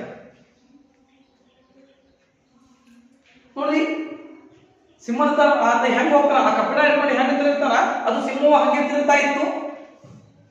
ಆಗ ಮಹಾರಾಜರಿಗೆ ಕೇಳಿದ್ರು, ನೋಡಿ ನನಗೇನು ಬೇಡ, ಒಂದು ಕಟ್ಟಿ ಕೊಟ್ನ, ಒಂದ್ ಸ್ವಲ್ಪ ಹುಲ್ಲು ಕೊಟ್ಬಿಟ್ರೆ ಸಾಕು, ನಾ ಈ ಸಿಂಹವನ್ನು ಹೊರ ತೆಗಿತೀನಿ ಅಂತ. ಕಟ್ಟಿ ಕೊಟ್ನ ಮತ್ತೆ ಹುಲ್ಲು ಎದಕ್ ಬೇಕಾಗಿತ್ತು ಅವರಿಗೆ? ಎದಕ್ಕೂ ಇಲ್ಲ. ಆಗ ಪಕ್ಕದ ಅರಸನಿಗೆ ಗೊತ್ತಾಯ್ತು, ಇದು ಮೇಣದಿಂದ ಮಾಡಿರುವಂತಹ, ಚಂದ್ರಗುಪ್ತ ಮೌರ್ಯನಿಗೆ ಗೊತ್ತಾಗಿತ್ತು ಏನಂತ, ಇದು ಮೇಣದಿಂದ ಮಾಡಿರುವಂತಹ ಸಿಂಹ, ಇದು ನಿಜವಾದ ಸಿಂಹ ಅಲ್ಲ ಅಂತ ಗೊತ್ತಾಗಿದ ಮೇಲೆ ಅವರು ಸೋಲು ಒಪ್ಪಿಕೊಂಡು ವಾಪಸ್ ಹೋದರು. ಹಾಗಾದ್ರೆ ನಂದರಿಗೆ ಬಂದಂತಹ ಈ ಸಮಸ್ಯೆಯನ್ನ ಬಗೆಹರಿಸಿದ್ಯಾರು? ಚಂದ್ರಗುಪ್ತ. ಬಗೆಹರಿಸಿದ್ಯಾರು? ಚಂದ್ರಗುಪ್ತ. ಸರಿ, ಆಯ್ತು, ಓಕೆ. ಆತನ ಎಲ್ಲಿಟ್ಟಿದ್ರು ಮೊದಲು? ಜೈಲಲ್ಲಿ. ಕೊನೆಗೆ ಏನ್ ಮಾಡಿದ್ರು ಗೊತ್ತಾ? ನಂದ್ರು, ನೋಡಪ್ಪ, ನೀ ಜೈಲಲ್ಲಿ ಇರೋದು ಬೇಡ, ನಮ್ಮ ಸಾಮ್ರಾಜ್ಯದ, ನಮ್ಮ ಈ ಮೌರ್ಯ ಸಾಮ್ರಾಜ್ಯದ ಪ್ರತಿಷ್ಠೆಯನ್ನು ನೀನು ಕಾಪಾಡಿದೀಯಾ, ನೀನು ನಮ್ಮ ಭೋಜನಾಲಯ ಅಂದ್ರೆ ಯಾವುದು? ಊಟ. ಆ ಭೋಜನಾಲಯದ ಉಸ್ತುವಾರಿಯನ್ನು ನೋಡ್ಕ ಅಂತೇಳಿ ಅವರಿಗೆ ಕೊಟ್ಟರು. ಯಾರಿಗೆ? ಎಲ್ಲಿದ್ದವ? ಎಲ್ಲಿ ಬಂದೀಗ? ಜೈಲಿಂದ ಹೊರಬಿದ್ದ. ಇದಕ್ಕೆ ಕಂಟಿನ್ಯೂ ನಡೀತಾನ ಇತ್ತು. ಭೋಜನಾಲಯದ ಉಸ್ತುವಾರಿ ನೋಡ್ಕೊಂತ ಇದ್ದ. ಅಲ್ಲೊಬ್ಬ ವ್ಯಕ್ತಿ ಜುಟ್ಟದಾರಿ ಕೈಯಲ್ಲಿ ದಂಡ ಕಮಂಡಲವನ್ನು ಹಿಡ್ಕೊಂಡು ಪಟ ಪಟ ಪಟ ಪಟ ಹೋಗ್ತಾ ಇದ್ದ. ಆ ಹೋಗಬೇಕಾದಂತ ಸಂದರ್ಭದೊಳಗೆ ಕಾಡಿಗೆ ಹೋಗ್ತಿದ್ದಾವ, ದಂಡ ಕಮಂಡಲವನ್ನು ಹಿಡ್ಕೊಂಡು ಹೋಗ್ಬೇಕಾದಂತ ಸಂದರ್ಭದೊಳಗೆ ಮಾರ್ಗದಲ್ಲಿ ಇನ್ನೇನು ಹೋಗ್ಬೇಕಾಗಿತ್ತು, ಒಂದು ದೊಡ್ಡದೊಂದು ಬಳ್ಳಿ ಇತ್ತು, ಬಳ್ಳಿಗೆ ಕಾಲು ಅಟದು ಬಿದ್ದ. ಅವಾಗಿನ ಭೋಜನ ತೆಗೆದ್ರ ಜನ ನೋಡಿ ನಕ್ಕ ಬಿಟ್ರು. ಏನಿಲ್ಲ, ಇಡೀ ಬಳ್ಳಿಯನ್ನು ಒಂದೇ ಕೈಯಲ್ಲಿ ಹಿಡ್ಕೊಂಡು ಕಿತ್ತು ಬಿಸಾಕಿಬಿಟ್ಟ. ಆಗ ಚಂದ್ರಗುಪ್ತ ಮೌರ್ಯ ಅದನ್ನ ನೋಡ್ತಾ ಕೂತ್ಕೊಂಡಿದ್ರು. ಆಗೇನು ಅನ್ಕೊಂಡು ಗೊತ್ತೇನು, ಈ ದಂಡ ಕಮಂಡಲವನ್ನು ಹಿಡಿದುಕೊಂಡಂತಹ ವ್ಯಕ್ತಿಯನ್ನ ನಾನು ಸಂಪರ್ಕಿಸಬೇಕೀಗ, ಆತನಿಂದ ನನ್ನ ಕಾರ್ಯ ಸಾಧನೆ ಆಗುತ್ತದೆ. ಬಡ ಬಡ ಬಡ ಬಡ ಓಡೋಡಿ ಹೋದ ಮೇಲೆ ಅವರಿಗೆ ನಮಸ್ಕಾರ ಮಾಡ್ದ. ನಮಗೆ ನಿಮ್ಮಿಂದ ಸಹಾಯ ಆಗಬೇಕು ಅಂತಂದ. ಮೊದಲು ಸಿಟ್ಟಿನ ಮನುಷ್ಯ ಆತ. ನಿನಗೆ ಸಹಾಯ ಮಾಡಕ್ ಆಗಲ್ಲ ಅಂತಾನ. ಇಲ್ಲ, ದಯನಾಸ ಬಿಟ್ಟುಕೊಂಡು ಆತನ ಮತ್ತೆ ಕೇಳ್ತಾನ. ಆಯ್ತು ಅಂತ ಹೇಳ್ಬಿಟ್ಟು ಅವಕಾಶ ಸಹಾಯ ಮಾಡ್ತಾನೆ. ಕೊನೆಗೆ ಹೇಗಾಗುತ್ತಂದ್ರೆ, ಯಾವ ನವನಂದನರು ಮೌರ್ಯರನ್ನ ಯಾವ ರೀತಿಯಲ್ಲಿ ಕೊಲೆ ಮಾಡಿದ್ರು, ಅವರನ್ನು ಏನಾದ್ರು ಮಾಡಿ ನಾನು ಏನ್ ಮಾಡ್ಬೇಕೀಗ, ಸೆದೆ ಬಡಿಬೇಕಂತ ಹೇಳ್ಬಿಟ್ಟು ವಿಚಾರ ಮಾಡಿಕೊಂಡ. ಆಗ ಆತನನ್ನ ಕರ್ಕೊಂಡು ಬಂದ. ಆ ದಂಡ ಕಮಂಡಲನ್ನು ಹಿಡ್ಕೊಂಡನ್ನ ಕರ್ಕೊಂಡು ಬಂದು ಇಲ್ಲಿಗೆ ಭೋಜನಾಲಯಕ್ಕೆ ಕರ್ಕೊಂಡು ಬಂದು ಊಟಕ್ಕೆ ಬಡಿಸೋ ಟೈಮು ಊಟ ಬಡಿಸಿದ್ರು. ಆಗ ಎಲ್ಲ ನವನಂದರು ಮಹಾರಾಜರುಗಳು ಆ ಭೋಜನಾಲಯಕ್ಕೆ ಬಂದ್ರು. ಎಲ್ಲರೂ ಊಟ ಮಾಡೋಕೆ ಏನ್ ತಟ್ಟೆ ಇತ್ತಲ್ಲ ನಿಂತ್ಕೊಂಡು ಎದ್ದು ನಿಂತ್ಕೊಂಡು ಮಹಾರಾಜರಿಗೆ ಬಹುಪರ ಅಂದ್ರು. ಆಗ ಬ್ರಹ್ಮಣನಾಗಿರುವ ಆ ದಂಡಕ ಮಂಡಲಗಳನ್ನು ಹಿಡ್ಕೊಂಡಂತ ವ್ಯಕ್ತಿ ಏನಿದ್ನೋ ಎದ್ದು ಕೇಳಲಿಲ್ಲ. ಮಹಾರಾಜರು ಬಂದಾಗ ಏನಿತ್ತು ಸುಮ್ಮನೆ ಊಟ ಮಾಡ್ತಾ ಇತ್ತು. ಆಗ ನಂದನಿಗೆ ಸಿಟ್ಟು ಬಂದ್ಬಿಡ್ತು. ಆತನ ತಟ್ಟೆಯನ್ನು ಬಿಸಾಕಿ ಆತನ ಹೊರಗೆ ಹಾಕಿಬಿಟ್ರು. ಇದೇ ಕಾರಣ, ಇದೇ ಒಂದು ಕಾರಣದಿಂದಾಗಿ ನವನಂದನರನ್ನ ಸಂಪೂರ್ಣವಾಗಿ ಸರ್ವನಾಶ ಮಾಡಿ ಚಂದ್ರಗುಪ್ತ ಮೌರ್ಯನನ್ನ ಪಟ್ಟಕ್ಕೇರಿಸುವಂತಹ ಕೀರ್ತಿ ಯಾರಿಗೆ ಸಲ್ಲುತ್ತಪ್ಪ ಅಂತಂದ್ರೆ, ಹೆಸರು ಕೇಳಿರ್ಬೇಕು ನೀವು, ಕೌಟಿಲ್ಯ ಹೆಸರು ಕೇಳಿರ? ಹೆಸರು ಕೇಳಿರಿ? ಆತನ ಕೃತಿ ಯಾವುದು? ಕೌಟಿಲ್ಯನ ಕೃತಿ ಯಾವುದು? ಯಾವುದು? ಕೌಟಿಲ್ಯನ ಕೃತಿ. ಬಹಳ ಇವತ್ತಿನ ಕಾಲಕ್ಕಲ್ಲ, ಇನ್ನು ಮುಂದೆ ಯಾವತ್ತೂ ಕಾಲಕ್ಕೆ ರಾಜ ಅಥವಾ ಈ ದೇಶದ ಪ್ರಧಾನಿ, ಈ ದೇಶದ ರಾಷ್ಟ್ರಪತಿ ಅಥವಾ ಈ ದೇಶವನ್ನ ಮುನ್ನಡೆಸ್ಕೊಂಡು ಹೋಗಲಿಕ್ಕೆ ಬೇಕಾಗಿರುವಂತಹ ಅತ್ಯಂತ ಮಹತ್ವದ ಕೃತಿ ಯಾವುದು? ಅರ್ಥಶಾಸ್ತ್ರ. Very good. ಅದನ್ನು ಬರೆದಂತ ಕೌಟಿಲ್ಯ. ಅದಕ್ಕೆ ಇನ್ನೊಂದು ಹೆಸರು ಏನಿದೆ ಗೊತ್ತಾ? ಚಾಣಕ್ಯ ಅಂತ. ಹೀಗೆ ಮೌರ್ಯರ ಇತಿಹಾಸವನ್ನ ನಾವು ನೋಡ್ತಾ ಹೋಗ್ತೇವೆ. ಮೌರ್ಯರ ಇತಿಹಾಸವನ್ನ ಹೀಗೊಂದು ಸಲ ನಾವು ನೋಡಬಹುದು. ಅವರಿಗೆ ಸಮಾಂತರವಾಗಿ ಇರುವಂತವರು ರಜಪೂತರು. ರಜಪೂತರು ನೋಡ್ಕೊಳ್ಳಿ, ಗೊತ್ತಾಯ್ತಾ? ಮೌರ್ಯನ ವಿಚಾರನಿಗೆ, ಮೌರ್ಯನಿಗೆ ಹೇಗೆ ಆಡಳಿತಕ್ಕೆ ಬಂದ್ರಂತ ಗೊತ್ತಾಯ್ತಾ? ಹಾಗಾದ್ರೆ ಮೌರ್ಯನಿಗೆ ಎಷ್ಟು ಮಂದಿ ಹೆಂಡತಿಯರು? ಯಾರ್ಯಾರು? ಮುರಾದೇವಿ ಅಂತ ಒಂದು ಗೊತ್ತಿದೆ, ಇನ್ನೊಂದು ನಿಮಗೆ ನೆಕ್ಸ್ಟ್ ನಾನು ಹೇಳ್ತೇನೆ. ಹಾಗಾದ್ರೆ ಆ ಇಬ್ಬರಲ್ಲಿ ಒಂದನೇ ಹೆಂಡತಿ ಹುಟ್ಟಿದ ಮಕ್ಕಳ ಸಂಖ್ಯೆ ಎಷ್ಟು? ಮತ್ತೊಬ್ಬಳಿಗೆ 101. ಚಂದ್ರಗುಪ್ತರ 101 ಜನರಲ್ಲಿ ಬದುಕಿಳಿದವರು ಎಷ್ಟು? ಯಾರು? ಚಂದ್ರಗುಪ್ತ ಮಾತ್ರ. ಹೌದಾ? ಓಕೆ. ಈ ಮೌರ್ಯರು ಯಾವ ರೀತಿ ಆಡಳಿತಕ್ಕೆ ಬಂದ್ರು? ಇಡೀ ದೇಶವನ್ನ ಅದರಲ್ಲೂ ಈ ಉತ್ತರ ಭಾರತದಲ್ಲಿ ಉತ್ತಮವಾದಂತಹ ಆಡಳಿತವನ್ನ ಕೊಟ್ಟು ಭಾರತದ ಚರಿತ್ರೆಯಲ್ಲಿ ಮೌರ್ಯರ ಇತಿಹಾಸ ಈಗಲೂ ಸಹ ಅಜರಾಮರವಾಗಿ ಉಳಿದಿದೆ. ಅಂತಹ ಅತ್ಯದ್ಭುತವಾಗಿರುವಂತಹ ಕೊಡುಗೆಗಳನ್ನ ಈ ನಾಡಿಗೆ, ಈ ದೇಶಕ್ಕೆ ಕೊಟ್ಟಂತವರು ಮೌರ್ಯರು. ಅವನ ನಂತರ ನಾವು ನೋಡ್ಬೇಕಾಗಿದೆ ಅದು ರಜಪೂತರ ಇತಿಹಾಸವನ್ನು ಸರಿ ನಾವು ನೋಡೋಣ. ಇದನ್ನು ಪಾಸ್ ಮಾಡಿ. ಓಕೆ. ಕೌಟಿಲ್ಯನ ಕೃತಿ ಯಾವುದು? ಅರ್ಥಶಾಸ್ತ್ರ. ನೋಡಿ, ಈಗ ನಾನು ಮೌರ್ಯರ ಬಗ್ಗೆ ಹೇಳ್ತಾ ಹೋಗ್ತೀನಿ. ಈ ಮೌರ್ಯರಲ್ಲಿ ಪ್ರಮುಖವಾಗಿ ಮೌರ್ಯ ಸಾಮ್ರಾಜ್ಯವು 6 ರಾಜಮನೆತನಗಳನ್ನ ಹೊಂದಿದೆ. ಎಷ್ಟು? 6 ರಾಜಮನೆತನಗಳನ್ನ ಹೊಂದಿದೆ. ಒಂದನೇದು ಗೂರ್ಜರ ಪ್ರತಿಹಾರರು.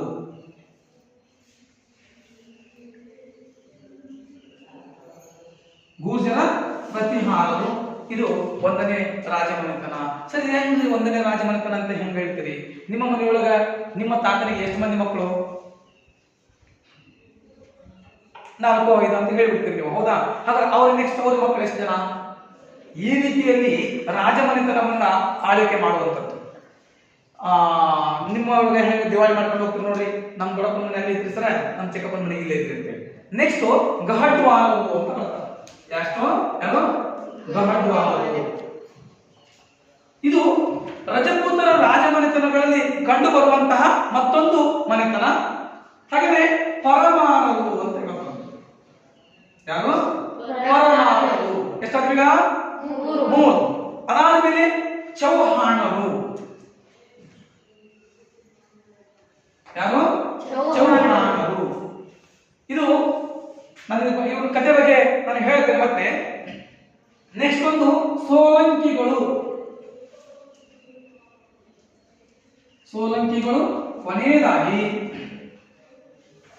ಕೊನೆಯದಾಗಿ ಚಂದೇಲರು. ನೋಡಿ, ಕೊನೆಯದಾಗಿ ಚಂದೇಲರು. ಗೂರ್ಜರ ಪ್ರತಿಹಾರರು, ಗಹಟ್ವಾಲರು, ಪರಮಾರರು, ಚೌಹಾಣರು, ಸೋಲಂಕಿಗಳು ಮತ್ತು ಚಂದೇಲರು ಅಂತ ಹೇಳ್ಬಿಟ್ಟು ಒಟ್ಟು 6 ರಾಜಮನೆತನಗಳು ರಜಪೂತರ ಇತಿಹಾಸದಲ್ಲಿ ಕಂಡು ಬರ್ತಾ ಹೋಗ್ತಾರೆ. ಉತ್ತರ ಭಾರತವನ್ನು ಆಳಿರುವಂತಹ ರಾಜಮನೆತನಗಳಲ್ಲಿ ರಜಪೂತರು ಒಂದು. ಇಲ್ಲಿ ರಜಪೂತರು ಪ್ರಮುಖವಾಗಿ 6 ವಂಶಸ್ಥರು ಆಳ್ವಿಕೆಯನ್ನು ಮಾಡ್ತಾ ಹೋಗ್ತಾರೆ. ಒಂದು ಗುರ್ಜರ ಗೂರ್ಜರ ಪ್ರತಿಹಾರರು, ಎರಡು ಗಹಡ್ವಾಲರು, ಮೂರು ಪರಮಾಣರು, ನಾಲ್ಕು ಚೌಹಾಣರು, ಐದು ಸೋಲಂಕಿಗಳು, ಆರು ಚಂದೇಲರು. ಈ ರೀತಿಯಾಗಿ ರಜಪೂತ ರಾಜಮನೆತನವನ್ನ ಆಳ್ವಿಕೆ ಮಾಡ್ತಾರೆ. ಸರಿ, ಈ ಆರು ರಾಜಮನೆತನಗಳಲ್ಲಿ ಅತ್ಯಂತ ಪ್ರಭಾವಿ ರಾಜಮನೆತನ ಯಾವುದು ಹೆಸರು ಅಂತ ನೋಡ್ತಾ ಹೋದಾಗ ಚೌಹಾಣರು ಅತ್ಯಂತ ಬಲಿಷ್ಠ ರಾಜಮನೆತನ ಆಗಿದೆ. ಯಾವುದು? ಚೌಹಾಣರು. ಯಾರು ಸರ್ ಅಂತ ಬಲಿಷ್ಠನಾಗಿರುವಂತಹ ರಾಜ ಯಾರಾಗಿದ್ರು ಅಂತಂದ್ರೆ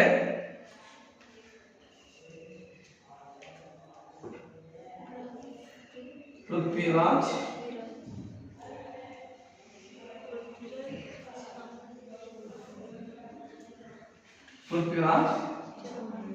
ಚೌಹಾಣ್. ಪೃಥ್ವಿರಾಜ್ ಚೌಹಾಣ್ ಇಡೀ ರಜಪೂತರ ಇತಿಹಾಸದಲ್ಲಿ, ಅದರಲ್ಲೂ ಉತ್ತರ ಭಾರತದ ಚರಿತ್ರೆಯಲ್ಲಿ ಅತ್ಯಂತ ಬಲಿಷ್ಠನಾಗಿರುವ ದೊರೆ ಪೃಥ್ವಿರಾಜ್ ಚೌಹಾಣ್. ಯಾಕೆ ಅಂತಂದ್ರೆ ಆ ಸಂದರ್ಭದಲ್ಲಿ ಗಜನಿ ಮತ್ತು ಗೋರಿ ತುರ್ಕಿಸ್ತಾನದಿಂದ ಆಗುವಂತಹ ದಾಳಿಯನ್ನ ಅತ್ಯಂತ ಸಮರ್ಥನಾಗಿ ಹೋರಾಟ ಎದುರಿಸಿದಂತವನು ಪೃಥ್ವಿರಾಜ್ ಚೌಹಾಣ್. ಪೃಥ್ವಿರಾಜ್ ಚೌಹಾಣ್ ಈತನ ಅವಧಿಯಲ್ಲಿಯೇ 2 ತರೈನ್ ಕಾಳಗಗಳು ನಡೀತಾವ. ಎಷ್ಟು ಕಾಳಗ? 2. ಏನ್ ಹೆಸರು? ತರೈನ್ ಕಾಳಗ. ಈತನ ಅವಧಿಯಲ್ಲಿ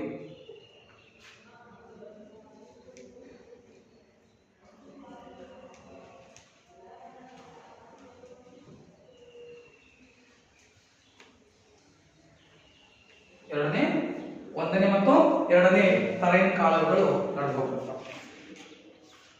ಈ 2 ತರೈನ್ ಕಾಳಗದಲ್ಲಿ 1ನೇ ತರೈನ್ ಕಾಳಗದಲ್ಲಿ ಪೃಥ್ವಿರಾಜನಿಗೆ ಜಯ ಆಗುತ್ತೆ, 2ನೇ ತರೈನ್ ಕಾಳಗದಲ್ಲಿ ಪೃಥ್ವಿರಾಜನಿಗೆ ಸೋಲಾಗುತ್ತೆ, ಮತ್ತೆ ಅಲ್ಲಿ ಅವರನ್ನ ಹತ್ಯೆ ಮಾಡಲಾಗುತ್ತೆ. ಹೀಗೆ ರಜಪೂತರ ಇತಿಹಾಸವು ಸಹ ಭಾರತದ ಚರಿತ್ರೆಯಲ್ಲಿ ಅತ್ಯಂತ ಮಹತ್ವಪೂರ್ಣವಾಗಿರುವಂತಹ ಘಟನೆಯಾಗಿದೆ. ಹಾಗೆಯೇ ರಜಪೂತರಿಗೆ ಅವನ ಸಾಮ್ರಾಜ್ಯವನ್ನ ಮಾತ್ರ ಆಳ್ವಿಕೆ ಮಾಡಿದಂತಲ್ಲ,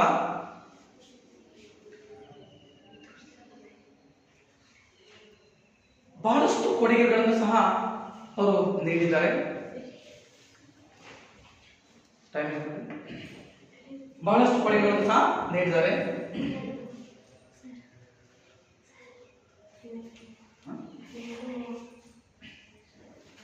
ಓಕೆ, ನೆಕ್ಸ್ಟ್ ನೋಡಿ, ಈ ರಜಪೂತರ ಇತಿಹಾಸದ ಆದ ನಂತರ ಮಹಮ್ಮದ್ ಗೋರಿ ಮತ್ತು ಮಹಮ್ಮದ್ ಗಜನಿ ಭಾರತಕ್ಕೆ ದಾಳಿ ಮಾಡ್ತಾರ. ಮಹಮ್ಮದ್ ಗಜನಿ ಮತ್ತು ಮಹಮ್ಮದ್ ಗೋರಿ ಭಾರತಕ್ಕೆ ದಾಳಿ ಮಾಡ್ತಾರ. ಅವ್ರದ್ದು ಸ್ವಲ್ಪ ಇತಿಹಾಸವನ್ನು ಸ್ವಲ್ಪ ಹೇಳ್ತಾ ಹೋಗೋಣ. ಇಲ್ಲಿ ಗೊತ್ತಾಯ್ತಲ್ಲ, ಉತ್ತರ ಭಾರತದ ಇತಿಹಾಸವನ್ನ ನಾವು ನೋಡ್ತಾ ಹೋದಾಗ ರಾಜಮನೆತನಗಳು ಗೊತ್ತಾದಾಗ ಮೊದಲನೇದು ಯಾರು ಬಂದ್ರು? ಮೌರ್ಯರು. ಮೌರ್ಯರಾದ್ಮೇಲೆ ರಜಪೂತರಲ್ಲಿ ಎಷ್ಟು ಮನೆತನಗಳು? 6 ಆಳ್ವಿಕೆ ನಡೆಸ್ತವೆ. ಅದರಲ್ಲಿ ಗೂರ್ಜರ ಪ್ರತಿಹಾರರಾಗಿರ್ಬೋದು, ಗಹಡ್ವಾಲರಾಗಿರ್ಬೋದು, ಪರಮಾಣರು, ಚೌಹಾಣರು, ಸೋಲಂಕಿಗಳು ಮತ್ತೆ ಚಂದೇಲರು ಈ ರಾಜವಂಶಸ್ಥವನ್ನ ಆಳ್ವಿಕೆ ಮಾಡುವಂಥದ್ದನ್ನು ನಾವು ನೋಡ್ತಾ ಹೋಗ್ತೀವಿ. ನಂತರದಲ್ಲಿ ಈ ರಜಪೂತರ ಮುಗಿದ ಮೇಲೆ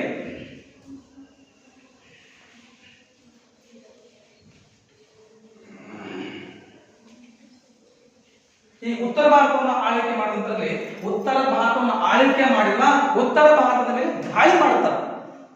ಉತ್ತರ ಭಾರತದ ಮೇಲೆ ದಾಳಿ ಮಾಡ್ತಾರ. ಯಾರಪ್ಪ ಅಂದ್ರೆ ಮಹಮ್ಮದ್ ಗಜ್ನಿ.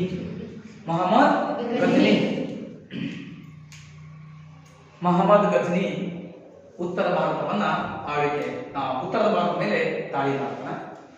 ಎಷ್ಟು ಬಾರಿ ದಾಳಿ ಮಾಡ್ತಾನಪ್ಪ ಅಂದ್ರೆ 17 ಬಾರಿ ದಾಳಿ ಮಾಡ್ತಾನೆ ಭಾರತದ ಮೇಲೆ. ಅದು 17 ಬಾರಿ ಮಾಡಿದ್ರು ಸೋಮನಾಥ ದೇವಾಲಯದ ಮೇಲೆ 17 ಬಾರಿ ದಾಳಿ ಮಾಡ್ತಾನೆ. ಸೋಮನಾಥ ದೇವಾಲಯದ ಮೇಲೆ, ಓನ್ಲಿ ಸೋಮನಾಥ ದೇವಾಲಯದ ಮೇಲೆ ದಾಳಿ ಮಾಡ್ತಾನೆ. ಯಾಕೆ ಸೋಮನಾಥ ದೇವಾಲಯದ ಮೇಲೆ ದಾಳಿ ಮಾಡ್ತಾನೆ ಅಂದ್ರೆ ಭಾರತದಲ್ಲಿ ಅತ್ಯಂತ ಶ್ರೀಮಂತವಾಗಿರುವಂತಹ ದೇವಾಲಯ ಯಾವ್ದಾದ್ರೆ ಅದು ಸೋಮನಾಥ ದೇವಾಲಯ.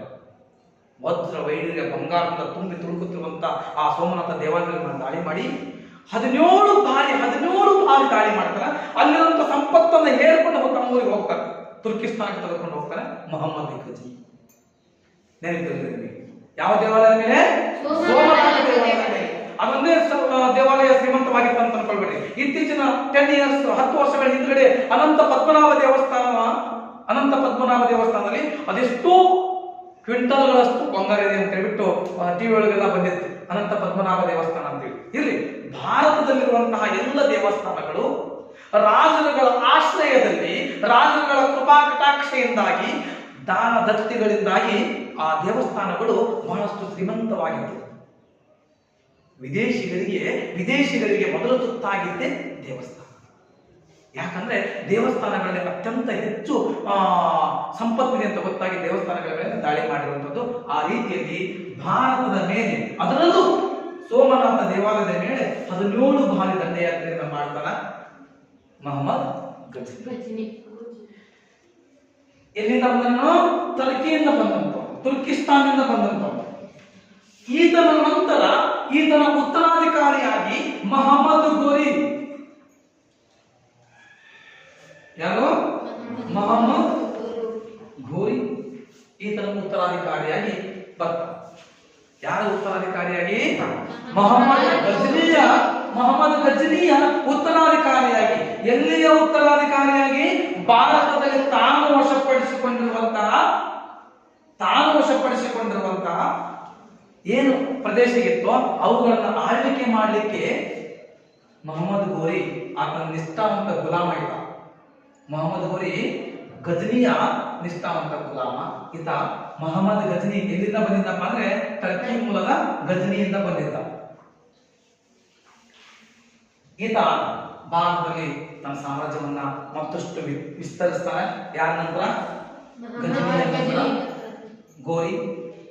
ಗೋರಿನೂ ಸಹ ಏನ್ ಮಾಡ್ತಾನಪ್ಪ ಅಂದ್ರೆ ಭಾರತದಲ್ಲಿ ತನಗೆ ಎಷ್ಟು ಸಾಧ್ಯವೋ ಅಷ್ಟು ವರ್ಷಗಳ ಕಾಲ ಆಳ್ವಿಕೆಯನ್ನು ಮಾಡಿ ಆತನ ನಿಷ್ಠಾವಂತ ಗುಲಾಮನಾಗಿರುವಂತಹ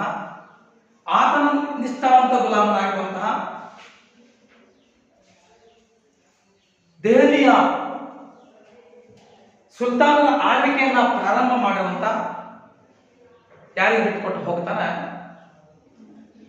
ಯಾರಿಗೆ ಬಿಟ್ಟೋಗ್ತಾನೆ? ನೆಕ್ಸ್ಟ್ ಬಾಬರಿಗೆ. ಯಾರಿಗೆ ಬಿಡ್ತಾನೆ? ಬಾಬರಿಗೆ ತನ್ನ ಆಳ್ವಿಕೆಯನ್ನ ಇಲ್ಲಿ ಬಿಟ್ಟು ಹೋಗ್ತಾನೆ. ಹೀಗೆ ನಾವು ಮೌರ್ಯರಾದ ಮೇಲೆ ರಜಪೂತರಾದ ಮೇಲೆ ಭಾರತ ಮೇಲೆ ದಾಳಿ ಮಾಡುವಂತಹ ಘಜ್ನಿ ಮತ್ತು ಗೋರಿ ಇವರ ಆದ ಮೇಲೆ ಕಂಡು ಬರುವಂತದ್ದು ದೆಹಲಿಯ ಸುಲ್ತಾನ್. ಇಲ್ಲಿ ಬಾಬರರ ಈತನ ನಿಷ್ಠಾವಂತ ಗುಲಾಮ ಇಲ್ತಮಶ್. ಯಾರು? ಇಲ್ತಮಶ್. ಯಾರ ನಿಷ್ಠಾವಂತ ಗುಲಾಮ? ಮೊಹಮ್ಮದ್ ಗೋರಿಯ ನಿಷ್ಠಾವಂತ ಗುಲಾಮ ಇಲ್ತಮಶನಿಗೆ ತನ್ನ ಆಡಳಿತವನ್ನ. ಓಕೆ, ನಾಳೆಯ ದಿನ ನಾವು ಮುಂದಿನ ವಿಚಾರಕ್ಕೆ ಸಂಬಂಧಪಟ್ಟಂತ ದೆಹಲಿಯ ಸುಲ್ತಾನರಾಗಿರ್ಬೋದು, ಇದು ಉತ್ತರ ಭಾರತವನ್ನ ಆಳ್ವಿಕೆ ಮಾಡುವಂಥದ್ದು. ಅದಾದ್ಮೇಲೆ ದಕ್ಷಿಣ ಭಾರತವನ್ನ ಆಳ್ವಿಕೆ ಮಾಡುವಂತಹ ರಾಜಮನೆತನಗಳ ಕುರಿತು ನಾಳೆಯ ಅವಧಿಯಲ್ಲಿ ನಾವು ಮುಂದುವರಿಸೋಣ. ಹಾಗಾದ್ರೆ ಇವತ್ತಿನ ಅವಧಿ ಒಳಗ ಇತಿಹಾಸ ಎಂದರೇನು, ಭಾರತವನ್ನ ಅಧ್ಯಯನದ ದೃಷ್ಟಿಯಿಂದ ಎಷ್ಟು ಭಾಗಗಳನ್ನಾಗಿ ಮಾಡಲಾಗಿದೆ, ಭಾರತವನ್ನು 2 ಭಾಗಗಳಾಗಿ ವಿಂಗಡಣೆ ಮಾಡುವಂಥದ್ದು ಯಾವ ಪರ್ವತ ಮತ್ತು ಯಾವ ನದಿ, ಹಾಗೆ ಉತ್ತರ ಭಾರತವನ್ನ ಆಳಿದಂತಹ ರಾಜಮನೆತನಗಳ ಕುರಿತು ನಾವು ತಿಳ್ಕೊಂಡಿದ್ದೀವಲ್ವಾ. ಹಾಗಾಗಿ ಒಂದು ಗೃಹ ಪಾಠ ತಗೊಂಡ್ಬಿಡಿ, ನಾಳೆ ಬರ್ಬೇಕಾದ್ರೆ ಬರ್ಕೊಂಡು ಬರ್ಬೇಕು. ಒಂದನೇ ಪ್ರಶ್ನೆ, ಇತಿಹಾಸ ಎಂದರೇನು?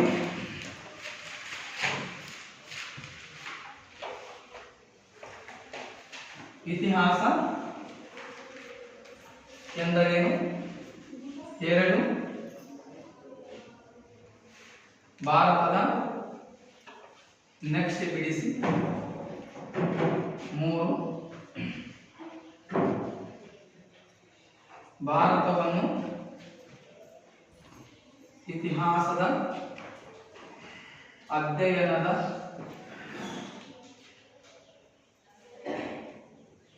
ದೃಷ್ಟಿಯಿಂದ ಎಷ್ಟು ಭಾಗಗಳನ್ನಾಗಿ ವಿಂಗಡಿಸಲಾಗಿದೆ? ಎಷ್ಟು ಭಾಗಗಳನ್ನಾಗಿ ವಿಂಗಡಿಸಲಾಗಿದೆ? ನೆಕ್ಸ್ಟ್ ಉತ್ತರ ಭಾರತ ಮತ್ತು ದಕ್ಷಿಣ ಭಾರತ ಎಂದು ವಿಂಗಡಿಸಿದ ಪರ್ವತ ಶ್ರೇಣಿ ಡ್ಯಾಶ್ ಮತ್ತು ಇದೇ ರೀತಿ ಮತ್ತೊಂದು ಪ್ರಶ್ನೆ ಎಂದು ವಿಂಗಡಿಸಿದ ನದಿ ಡ್ಯಾಶ್.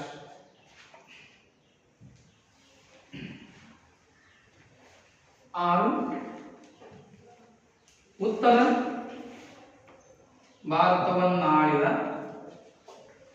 ರಾಜ ಮನೆತನಗಳನ್ನು ಹೆಸರಿಸಿ. ಓಕೆ, ಇಷ್ಟು ಪ್ರಶ್ನೆಗಳಿಗೆ ನೀವೇನ್ ಮಾಡ್ಕೊಳ್ಬೇಕು, ಹೋಮ್ವರ್ಕ್ ಮಾಡ್ಕೊಳ್ಬೇಕು.